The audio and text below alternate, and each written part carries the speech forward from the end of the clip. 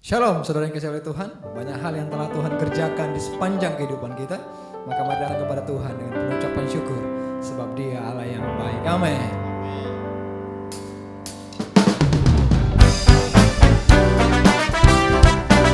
Punya Tuhan yang baik, yang terus bekerja dalam segala perkara.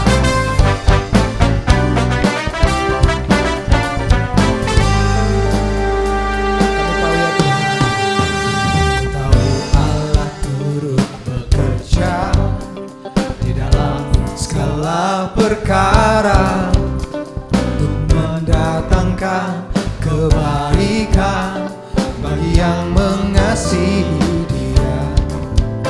Saat lewati gunung dan lembah, ku takkan takut bahaya.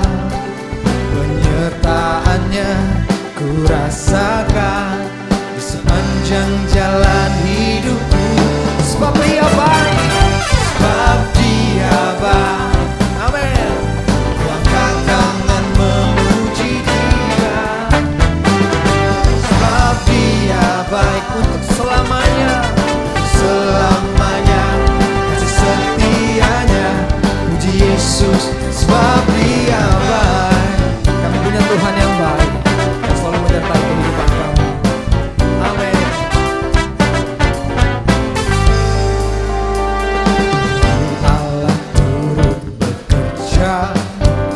Di dalam segala perkara untuk mendatangkan kebaikan bagi yang mengasihi Dia.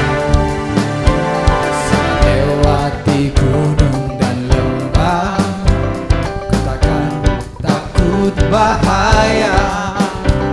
Penyertaannya ku rasakan di sepanjang jalan. Kami punya Tuhan yang baik. Sebab Dia baik, ku angkat tangan memuji Dia. Sebab Dia baik untuk selamanya. Kasih setianya, puji Yesus. Sebab Dia baik, sebab Dia baik, sebab Dia baik. Kami angkat tangan kami Tuhan, memuji Dia. Sebab Dia baik untuk selamanya. Kasih setianya, puji Yesus. Sebab Dia baik, sebab Dia baik, sebab Dia baik. Ku angkat tangan memuji Dia. Sebab Dia baik selamanya. Kasih setianya, puji Yesus. Sebab Dia baik untuk selamanya. Kasih setianya, puji Yesus. Sebab Dia baik untuk selamanya. Kasih setianya, puji Yesus. Sebab Dia baik. Amin. Kau Allah yang baik dalam hidup kami.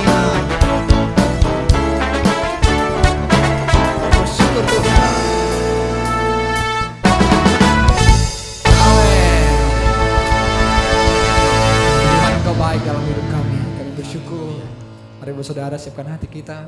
Kita datang kepada Tuhan. Kasih setianya kekal selama-lamanya ya Tuhan. Tak sedetik pun Tuhan Engkau tinggalkan kami.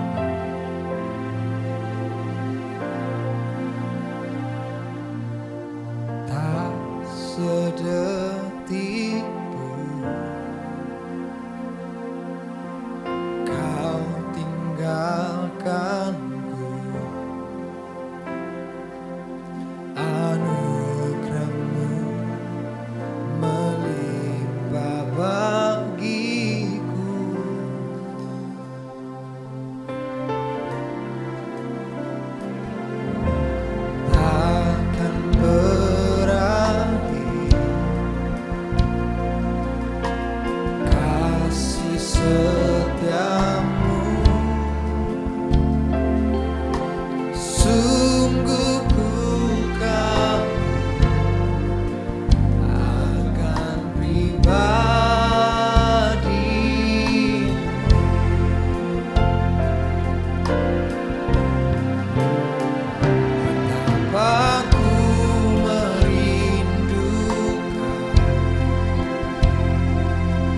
Engkau ya Tuhan,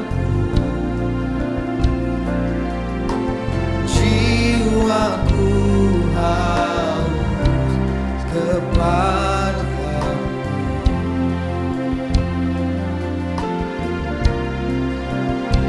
Sepanjang umur hidup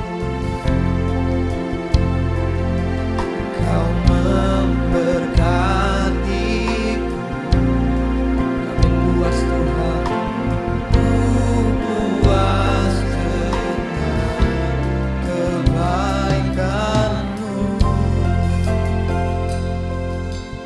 Tak sedetik pun, tak sedetik Kau tinggalkan. Anugerah-Mu melimpah bagiku.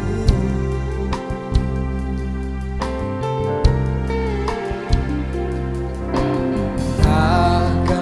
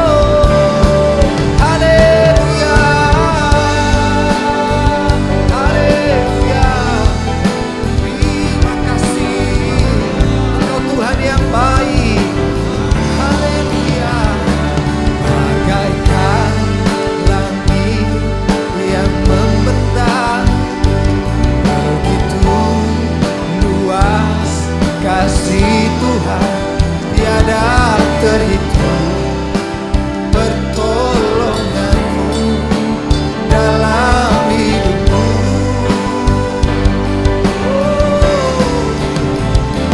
Bagaikan dalamnya samudra, begitu dalam kasih Tuhan tiada terhitung kesetiaan-Mu dalam hidupku.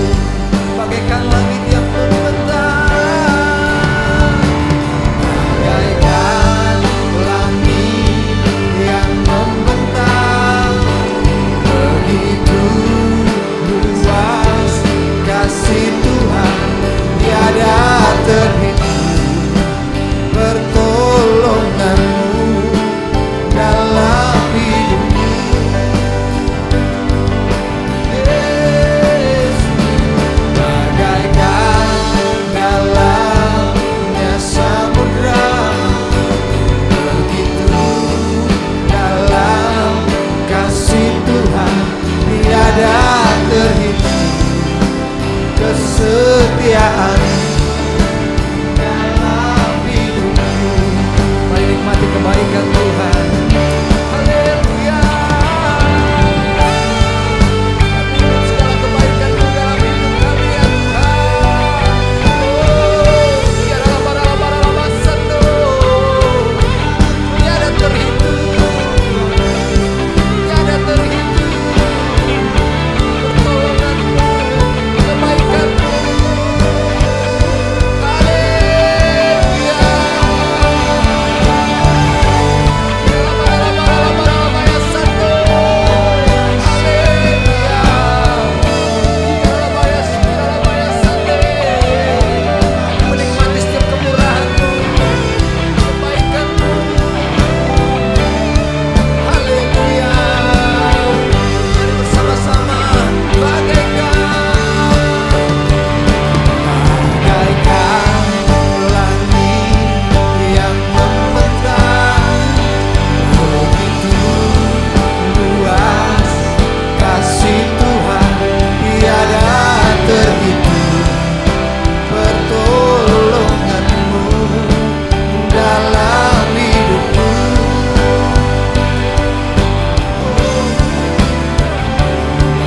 Bagaikan dalamnya samudra, begitu dalam kasih Tuhan tiada terhitung tiada terhitung, tiada pertolongan-Mu, tiada kesetiaan-Mu,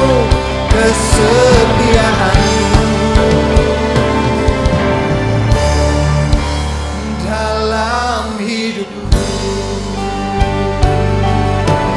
Akan cukup kami atas kebaikan-Mu ya Tuhan. Haleluya, haleluya, haleluya. Kami punya Tuhan yang baik, kami punya Tuhan yang setia. Haleluya. Terima kasih Tuhan untuk kebaikan-Mu. Tidak ada hari yang kami lewati tanpa mengingat kebaikan-Mu di dalam hidup kami. Kami ada karena kemurahan-Mu, kami hidup karena kebaikan-Mu. Begitu bersyukur ya Tuhan, bersama seluruh umat-Mu dalam pujian dan penyembahan kami. Dan sebentar kami siap mendengarkan suara-Mu untuk kami ya Tuhan.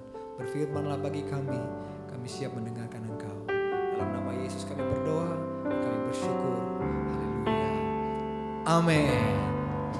Puji Tuhan, mari bersama-sama kita dengarkan kebenaran firman Tuhan. Shalom jemaat GBI BCP Batam, senang sekali saya bisa kembali melayani Anda meski melalui ibadah online. Saya percaya bahwa Anda semua dalam perlindungan Tuhan yang sempurna. Saya berdoa agar firman Tuhan yang sebentar saya sampaikan dapat menjadi berkat bagi Bapak, Ibu, dan Saudara. Bapak, kami mengucap syukur buat kasih karunia-Mu. Kalau sampai hari ini pemeliharaan-Mu sempurna dalam hidup kami. Terima kasih ya Tuhan. Bapak, sebentar kami mendengarkan firman-Mu. Berbicaralah buat setiap kami, tumpahkanlah isi hati-Mu. Berikan hikmat dan wahyu supaya kami boleh memahami setiap firman-Mu dan beroleh kasih karunia untuk menghidupinya. Tolong hamba-Mu Tuhan, karena sungguh tanpa Engkau hamba tidak mampu. Berkatilah umat-Mu, biar Kristus selalu dipermuliakan dalam hidup kami. Hanya di dalam nama Yesus kami berdoa. Amen. Saya akan menyampaikan khotbah dengan judul Ready for the Winter. Di dalam Amsal 6 ayat yang ke-6, hai pemalas, pergilah kepada semut, perhatikanlah lakunya dan jadilah bijak. Ayat yang ke-7 berkata begini, biarpun tidak ada pemimpinnya, pengaturnya atau penguasanya. Ayat ke-8, ia menyediakan rotinya di musim panas dan mengumpulkan makanannya pada waktu panen. Firman Tuhan mengajar kita untuk kita belajar kepada semut, memperhatikan bagaimana semut berperilaku supaya kita menjadi bijak. Firman Tuhan mengajarkan kepada kita bahwa semut itu adalah makhluk yang sangat kecil tetapi pekerja keras, yang bekerja keras di musim panas dan mengumpulkan makanannya pada waktu panen. Segala sesuatu ada masanya. Hidup kita ada musimnya. Kita harus selalu berusaha mengenali zaman, mengenali waktu. Kita harus punya cadangan untuk hal-hal yang tidak terduga. Selalu siap untuk menghadapi musim dingin seperti semut. Semut itu bekerja keras di musim panas supaya ketika musim dingin datang, mereka tahu itu adalah masa-masa mereka mengalami kesulitan mencari makan, tapi mereka sudah punya cadangan untuk menghadapi musim dingin. Matius 25 ayat 13, Yesus juga berkata kepada kita begini, karena itu berjaga-jagalah, sebab kamu tidak tahu akan hari maupun akan saatnya. Bahkan untuk hari Tuhan, Yesus sudah mengatakan kepada kita untuk kita berjaga-jaga. Dalam bahasa Inggrisnya, stay alert. Kita harus selalu berjaga-jaga, siap sedia. Pelajaran dari semut adalah semut selalu bersiap-siap, punya persiapan yang matang. Di dalam 2 Timotius 3 ayat yang pertama, Rasul Paulus juga menuliskan, ketahuilah bahwa pada hari-hari terakhir akan datang masa yang sukar. Rasul Paulus telah mengingatkan kepada kita bahwa akan datang masa yang sukar. Oleh karena itu, kita harus selalu bersiap-siap menghadapi hari-hari sulit. Musim dingin bicara musim di mana hidup kita akan mengalami kesukaran. Masa-masa sulit, masa-masa gagal panen. Ketika semua serba sedikit. Firman Tuhan mengajarkan supaya kita siap menghadapi masa-masa sukar. Bagaimana supaya kita siap menghadapi musim dingin? Yang pertama, hiduplah dipimpin oleh Roh Kudus. Yohanes 16 ayat 13 berkata begini, tetapi apabila ia datang, yaitu Roh kebenaran, ia akan memimpin kamu ke dalam seluruh kebenaran, sebab ia tidak akan berkata-kata dari dirinya sendiri, tetapi segala sesuatu yang didengarnya, itulah yang akan dikatakannya, dan ia akan memberitakan kepadamu hal-hal yang akan datang. Kita tidak perlu pergi ke peramal, kita tidak perlu search di Facebook untuk apps-apps yang bisa menjelaskan apa yang akan terjadi di depan. Anda harus tahu yang pegang kendali untuk masa depan kita adalah Tuhan. Hiduplah dipimpin oleh Roh Kudus, yaitu Roh kebenaran yang Tuhan berikan. Roh Kudus dicurahkan ketika Yesus kembali ke sorga. Yesus menjanjikan Roh Kudus bagi kita, yang merupakan Roh kebenaran yang akan menyampaikan kepada kita, memberitakan kepada kita hal-hal yang akan datang. Kita memang tidak tahu apa yang akan terjadi di masa depan. Tapi kalau kita hidup dipimpin oleh Roh Kudus, Roh Tuhan akan memberitakan kepada kita hal-hal yang akan datang. Ada 2 tokoh di Alkitab yang hidupnya dipimpin Tuhan sebelum menghadapi masa sulit. Yang pertama, Nabi Nuh. Di zaman Nabi Nuh, Tuhan memerintahkan Nabi Nuh untuk membangun bahtera. Nabi Nuh belum pernah lihat banjir. Nabi Nuh belum pernah lihat banjir dan tidak pernah tahu perahu itu seperti apa. kapal seperti apa, bahtera itu seperti apa. Tapi bagaimana Nabi Nuh dipimpin oleh Roh Tuhan untuk bisa membangun sebuah bahtera dan menciptakan perahu besar yang bisa mengapung di atas banjir. Tapi karena ketaatan Nabi Nuh, meskipun dia diejek, diolok-olok, bahkan dikatakan orang-orang mengatai Nabi Nuh gila, tapi Nabi Nuh lebih percaya kepada Allah. Dan dia hidup dipimpin oleh Roh Tuhan. Meskipun orang-orang berkata, tidak mungkin, kamu ngapain? Tapi Nabi Nuh tetap taat dan membangun bahtera. Yang kemudian kita tahu ceritanya menolong seluruh keluarganya dan bahkan segala jenis binatang yang ada di bumi ini. Tokoh yang kedua yang dipimpin Tuhan hidupnya sebelum menghadapi masa sulit adalah Yusuf. Masih ingat kisah Yusuf ketika dia diberi hikmat oleh Roh Tuhan untuk menyimpan 20% dari setiap penghasilan bangsa Mesir selama 7 tahun masa kelimpahan untuk menghadapi masa susah 7 tahun kemudian. Kita tahu dalam cerita ini bahwa kemudian Yusuf telah menolong begitu banyak orang, bangsa Mesir bahkan bangsa Israel untuk melewati 7 tahun masa kekeringan.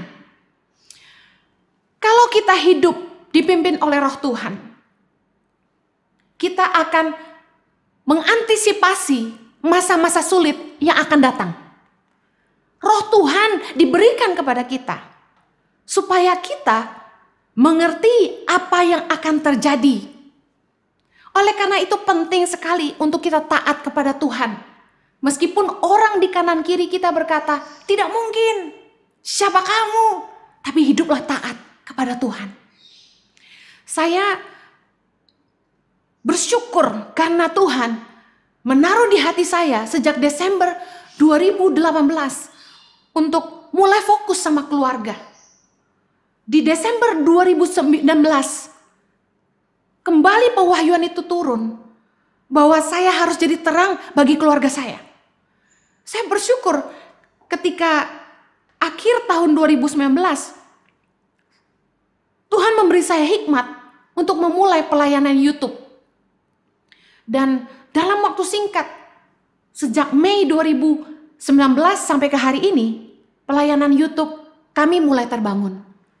Saya nggak ngerti apa-apa soal YouTube. Saya bersyukur Tuhan bicara dan Tuhan kirim orang-orang untuk memperlengkapi pelayanan kami.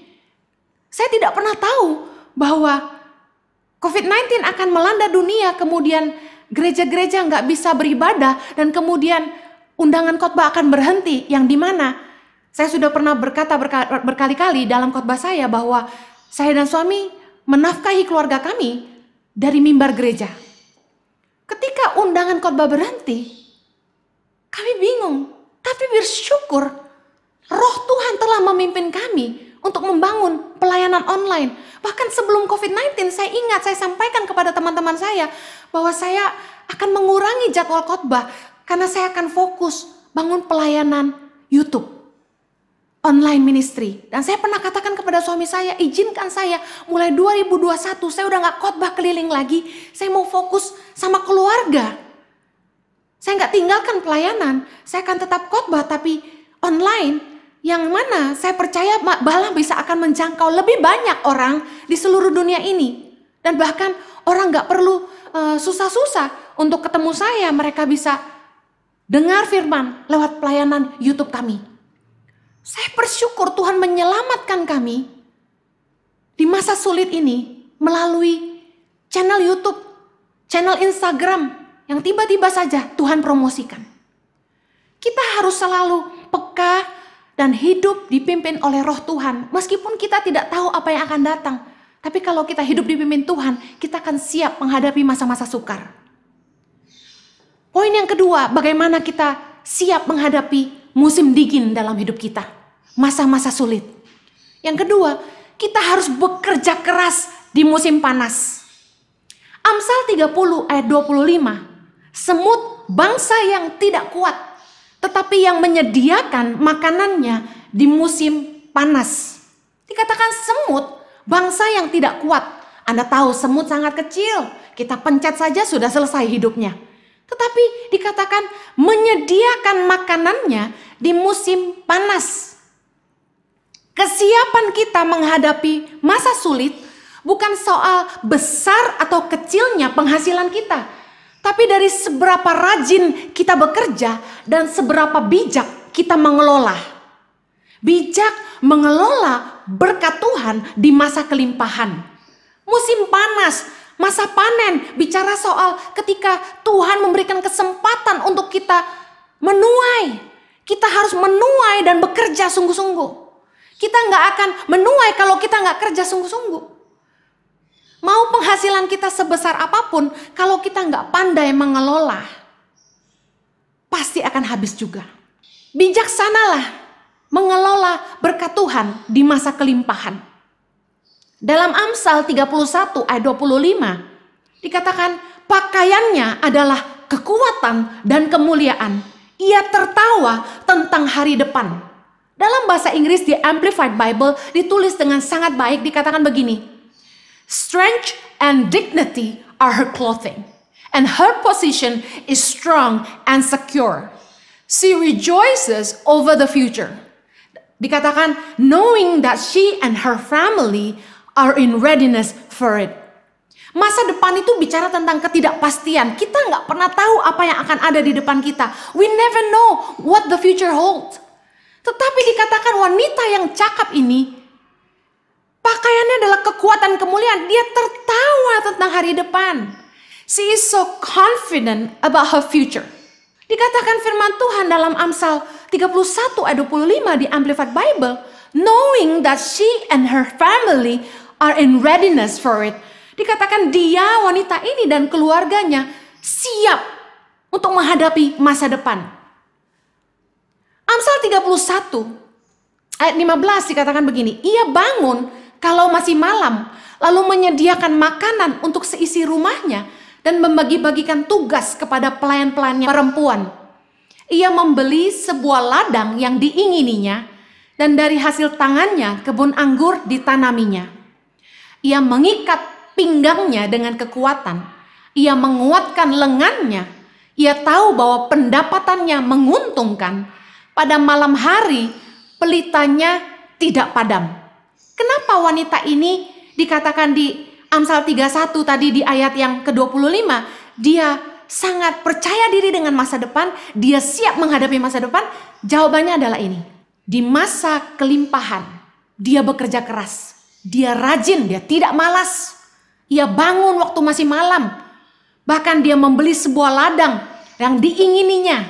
Dari hasil tangannya kebun anggur ditanami. Ternyata ketika suaminya mempercayakan berkat Tuhan kepadanya, dia tidak hanya simpan atau habiskan, tapi dia kelola. Ia mengikat pinggangnya dengan kekuatan. Dia bukan perempuan yang malas. Dan dikatakan ia tahu pendapatannya menguntungkan. Pada malam hari pelitanya tidak padam. Malam hari bicara tentang masa-masa sulit, masa-masa kelam. Pada malam hari kita nggak bisa lihat apa-apa. Banyak istri-istri yang malah menjadi penolong di saat usaha-usaha suaminya terpuruk. Saya dengar banyak istri yang justru begitu bijaksana mengelola keuangannya sehingga ketika suaminya kesulitan justru tabungannya yang menyelamatkan mereka. Saya percaya bahwa wanita-wanita yang cakap harus siap menghadapi apapun yang ada di depan. Mengelola berkat Tuhan di masa kelimpahan. Sehingga ketika musim dingin datang, masa-masa sulit, malam hari datang, dia tidak takut. Dia tertawa tentang hari depan, siap menghadapinya. Oleh karena itu, pesan saya untuk para wanita, Anda harus belajar mendampingi suami dalam usahanya. Minimal mengerti sedikit, jangan sampai nggak tahu apa-apa. Karena kita tidak tahu apa yang akan terjadi di depan. Kalau ada apa-apa dengan suami kita, istri harus bisa meneruskan. Saya cerita sebuah kejadian. Ada seorang wanita yang suaminya punya usaha IT. Istrinya nggak tahu apa-apa tentang usaha suaminya. Dia hanya ibu rumah tangga yang mengurus anak-anak dan bekerja di rumah. Tidak tahu apa-apa sama sekali tentang usaha suaminya. Nggak tahu proyek-proyek suaminya ada di mana saja. Dia tidak tahu sama sekali. Apa yang terjadi? Suatu hari sore, suaminya terkena serangan jantung. Apa yang terjadi kemudian? Setelah suaminya dipanggil Tuhan dengan begitu mendadak, istri ini sama sekali gak tahu apa-apa soal usaha suaminya. Dia gak tahu aset suaminya ada di mana aja. Proyek-proyek suaminya ada di mana saja yang mungkin bisa ditagih uangnya. Dan akhirnya istri ini dan kedua anaknya sangat kesusahan. Mereka terpaksa menjual aset-aset yang istrinya tahu untuk bisa mensupport hidup mereka selanjutnya. Kita nggak pernah tahu apa yang terjadi di depan kita. Saya tahu beberapa suami tidak suka istrinya ikut campur dengan bisnis mereka. Tapi paling tidak, istri-istri harus bisa mengerti sedikit dan bisa mendampingin suami. Meskipun tidak banyak bicara, tapi ikut aja suami meeting kemana. Harus mau tahu suami kerja apa, dengarin suami cerita. Makanya kalau suami pulang kerja, jadilah teman pendengar yang baik. Yang ketiga, bagaimana kita siap menghadapi musim dingin? Kita belajar bahwa kita harus selalu punya cadangan. Kalau kita nggak tahu apa yang akan terjadi di depan kita, kita harus siap menghadapi musim dingin di mana semuanya serba sulit.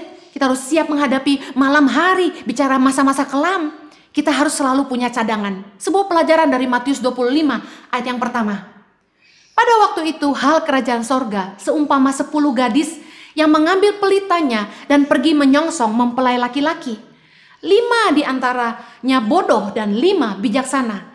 Gadis-gadis yang bodoh itu membawa pelitanya tetapi tidak membawa minyak. Sedangkan gadis-gadis yang bijaksana itu membawa pelitanya dan juga minyak dalam buli-buli mereka. Perhatikan keempat ayat ini, ada 2 kelompok gadis, yang satu disebut sebagai gadis-gadis bijaksana dan yang satu disebut sebagai gadis-gadis bodoh. Apa perbedaan di antara keduanya? Keduanya sama-sama bawa pelita. Bedanya adalah yang satu membawa cadangan minyak dan yang satu tidak. Kalau kita tidak mau jadi orang bodoh, kita harus selalu punya cadangan dalam hidup ini. Kita harus selalu siap untuk hal-hal yang tidak terduga. We have to be ready for the unexpected. Kita nggak tahu apa yang ada di depan, makanya kita selalu punya cadangan. Ketika kita diberkati Tuhan, di masa kelimpahan, bijaksanalah mengelola supaya kita punya cadangan, punya tabungan. Wanita yang bijak pandai mengelola apa yang dipercayakan oleh suaminya. Selama masih ada yang mencarikan, yang menerima jangan menghabiskan. Amsal 14 ayat yang pertama berkata begini. Perempuan yang bijak mendirikan rumahnya, tetapi yang bodoh meruntuhkannya dengan tangannya sendiri. Pesan saya bagi para wanita khususnya, mumpung suami Anda masih sehat dan bisa menghasilkan, istri yang bijak jangan hanyut dengan kemewahan. Siapa yang tahu umur manusia? Pandai-pandailah mengatur, mengelola, dan belajarlah kata cukup. Pastikan Anda selalu punya cadangan untuk hal-hal yang tidak terduga ke depan. Pandai-pandailah menginvestasikan uang yang dipercayakan oleh suami. Juga bagi para pria-pria. Mumpung Anda masih sehat, mumpung Anda masih kuat, bekerjalah dengan sungguh-sungguh. Rajinlah bekerja. Jangan hanya menghambur-hamburkan uang. Sebagai seorang suami, kepala rumah tangga, Anda punya tanggung jawab sebagai imam. Jadi telontoh, tidak hanya dalam kerohanian, tapi juga dalam kehidupan. Jadi Bapa. Bapa itu berasal dari kata Aba yang artinya sumber. Pastikan selama Anda masih sehat dan punya kesempatan, Anda bekerja keras untuk menafkahi keluargamu. Bukannya santai-santai ongkang-ongkang kaki dan menggantungkan hidup dari keluarga besar atau dari istrimu. Saya percaya kita harus bijak dengan usia kita. Umur itu kalau makin bertambah, ada yang makin berkurang, yaitu kekuatan kita. Makin tua, kekuatan kita merosot. Kesehatan kita juga merosot. Kita harus pastikan kita menggunakan kesempatan yang Tuhan berikan. Mumpung kita masih kuat, mumpung kita masih sehat. Berusahalah sungguh-sungguh supaya di masa tua kita gak jadi beban bagi siapapun. Siap menghadapi masa depan. Di akhir khotbah ini saya ingin bilang begini. Jangan menjadi lemah dalam keadaan ini. Meskipun semuanya serba sulit.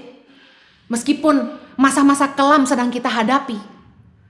Saya percaya manusia adalah makhluk yang paling cepat beradaptasi. Jangan menyerah. Berusaha lakukan yang kita bisa dan terus andalkan Tuhan. Yang pasti akan memelihara hidup kita. Saya bersyukur saya melihat bagaimana banyak ibu-ibu rumah tangga yang bangkit hari-hari ini. Bahkan wanita-wanita karir yang biasanya bekerja di kantor hari ini karena harus work from home, bahkan ada yang kehilangan penghasilannya. Mereka beralih profesi berjualan makanan online. Saya angkat jempol buat ibu-ibu yang tidak menyerah tapi berusaha. Saya percaya wanita harus bangkit di masa sulit. Saya juga angkat jempol buat bapak-bapak yang tidak gengsi tapi mencari jalan untuk terus menafkahi keluarga. Mari kita jangan menyerah tapi terus berusaha melakukan yang terbaik. Bagaimana menghadapi masa sulit ini? Saya tutup dengan 3P. Yang pertama, penyesuaian. Kita harus mulai menyesuaikan gaya hidup, level hidup kita, standar hidup kita. Kita harus mulai menyesuaikan dengan keadaan keuangan kita. Mungkin dulu kita hidup bermewah-mewah, mari hari ini belajar kata cukup.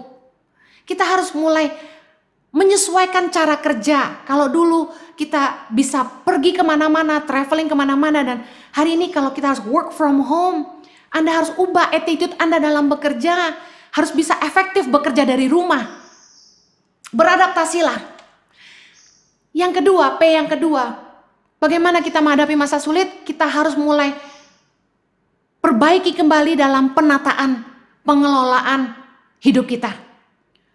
Mulai tata kembali budgeting, manajemen perusahaan, pengelolaan keuangan rumah tangga. Mari tata kembali semuanya.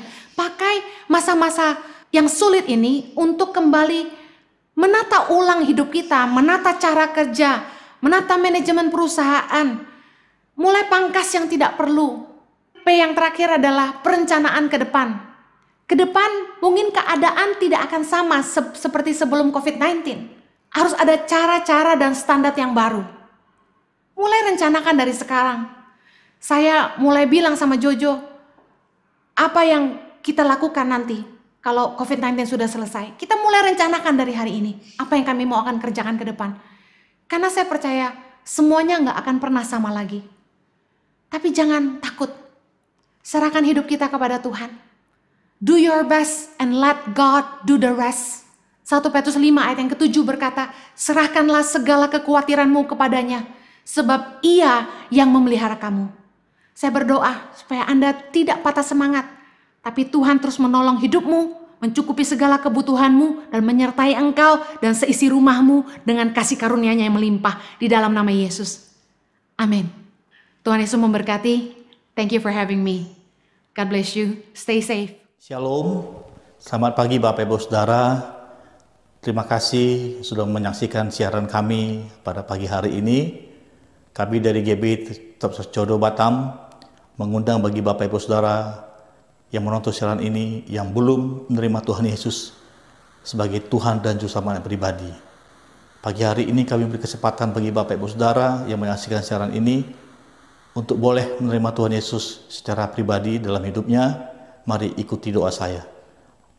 Angkat tanganmu sebelah kanan, taruh di dadamu sebelah kiri. Mari kita berdoa bersama-sama.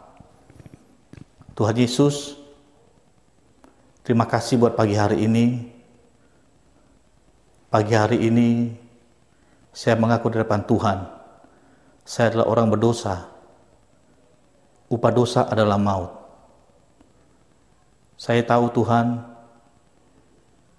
saya tidak layak di hadapan Tuhan. Tapi saya mau Tuhan,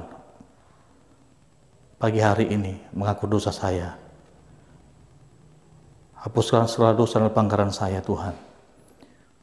Terima kasih Bapa yang baik. Dan pagi hari ini, Jadilah Tuhan dan Raja dalam kehidupan saya. Masuklah ke dalam hati saya, menjadi Tuhan dan Juru Selamat saya pribadi. Catatkan nama saya dalam kitab kehidupan, dan saya memperoleh kehidupan kekal di dalam Tuhan. Terima kasih Tuhan, buat pagi hari ini. Pimpin saya dalam jalan-Mu, dalam kebenaran firman-Mu. Dalam nama Tuhan Yesus. Haleluya. Amin. Bagi Bapak Ibu Saudara yang baru pertama kali menerima Tuhan Yesus sebagai Tuhan dan Juru Selamat pribadi, yang berada khususnya di Kota Batam, bisa menghubungi nomor 0811 7757 868. Kami dari GBI Top Sosial Batam akan memberikan bingkisan bagi Bapak Ibu Saudara. Dan bagi Bapak Ibu Saudara yang ingin pelayanan doa maupun kunjungan, dapat menghubungi nomor 0811 7757 868. Akan ada hamba-hamba Tuhan yang akan melayani Bapak Ibu Saudara. Terima kasih.